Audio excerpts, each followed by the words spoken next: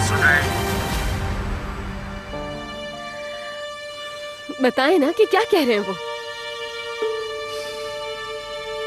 ठीक है कमिश्नर साहब, मैं मालूम करता रहूंगा।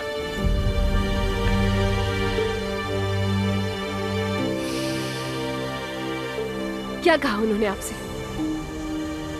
कोई बुरी खबर दी है क्या? बताएं ना प्लीज।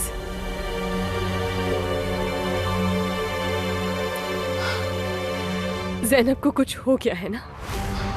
क्या हुआ है ज़ैनब को? क्या हुआ है उसे? प्लीज बताएं, बताएं मुझे। गाड़ी से उतरोगी जरा?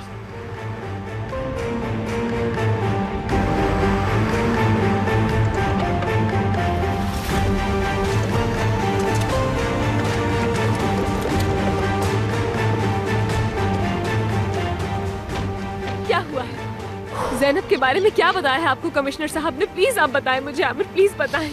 देखो मेरी बात सुनकर तुम इजी रहना, ठीक है ना? जो भी मैं बताऊं। कुछ हो गया है उसे, यही बात है कि ज़ैनब को कुछ हो गया है। प्लीज आमिर बताएं मुझे कि ज़ैनब कहाँ है। पुलिस को ज़ैनब के कपड़े साहिल के करीब से मिल गए हैं।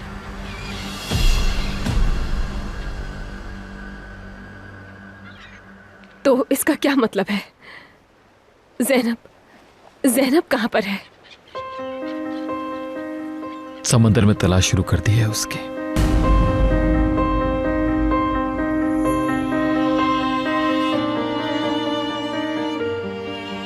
उसकी मतलब ज़ैनब की डेड बॉडी की? यही मतलब है ना आपका? नहीं नहीं, मैं नहीं मानती ये बात। नहीं, ज़ैनब नहीं मर सकती, ये नहीं हो सकता।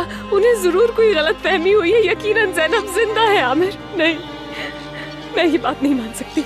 ज़ैनब जिंदा है, प्लीज कहे ना कि ज़ैनब जिंदा है। देखो ये एक रूटीन का प्रोसेस है, पुलिस का काम है ये हर पॉसिबिलिटी को चेक करना।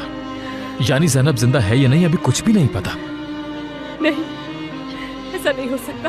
मेरी वजह से, मेरा कसूर है ये। काश कि मैंने उसे अकेला नहीं छोड़ा होता।